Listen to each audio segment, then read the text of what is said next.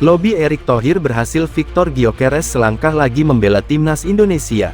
Dalam kabar yang mengejutkan dunia sepak bola, Ketua Umum PSSI Erick Thohir dikabarkan berhasil melakukan lobby tingkat tinggi untuk membawa salah satu striker terbaik dunia Victor Gyökeres membela timnas Indonesia.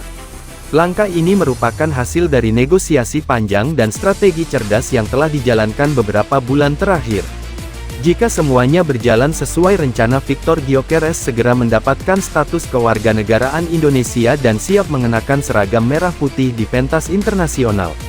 Strategi lobby Erick Thohir sejak menjabat sebagai Ketua Umum PSSI. Erick Thohir memang dikenal sebagai sosok yang memiliki jaringan luas di dunia sepak bola internasional. Lobby yang ia lakukan tidak hanya bersifat diplomatis tetapi juga melibatkan berbagai aspek hukum dan regulasi FIFA terkait proses naturalisasi pemain. Dalam kasus Victor Gyökeres, pendekatan yang dilakukan bukanlah hal formalitas administrasi. Menurut sumber terpercaya, Erick Thohir sudah lama mengamati peluang mendatangkan Victor Gyökeres ke Indonesia. Salah satu faktor kunci yang mendukung rencana ini adalah latar belakang keluarga sang pemain. Meski dikenal sebagai pemain berkebangsaan Swedia, memiliki garis keturunan dari Indonesia melalui neneknya. Fakta ini menjadi celah yang dimanfaatkan Erick untuk mengajukan proses naturalisasi berdasarkan hubungan darah. Selain itu, Erick juga memanfaatkan hubungan baiknya dengan berbagai petinggi sepak bola dunia termasuk manajemen Sporting CP dan Federasi Sepak Bola Swedia.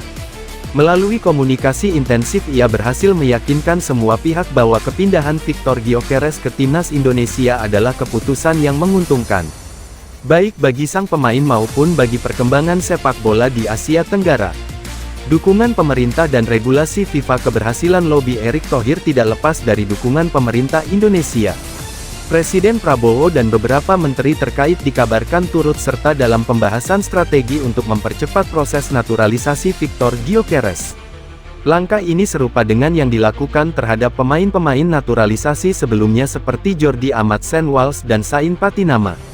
Namun kasus Victor Gyökeres memiliki tingkat kompleksitas yang lebih tinggi. FIFA memiliki regulasi ketat terkait perubahan kewarganegaraan pemain sepak bola profesional.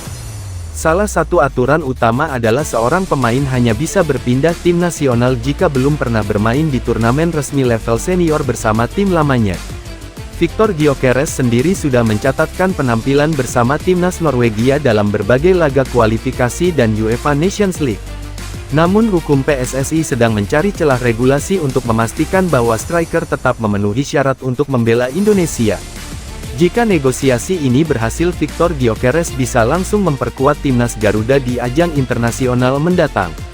Motivasi Victor Gyökeres memilih Indonesia. Banyak yang bertanya-tanya mengapa Victor Gyökeres tertarik untuk bergabung dengan timnas Indonesia. Jawabannya tidak hanya soal regulasi tetapi juga faktor emosional dan strategis. Koneksi keluarga Victor Gyökeres disebut-sebut memiliki ikatan emosional dengan Indonesia melalui keluarganya.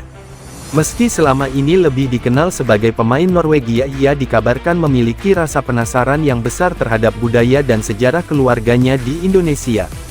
Peluang menjadi ikon sepak bola Asia bergabung dengan timnas Indonesia membuka peluang bagi Victor Gyökeres untuk menjadi ikon sepak bola Asia.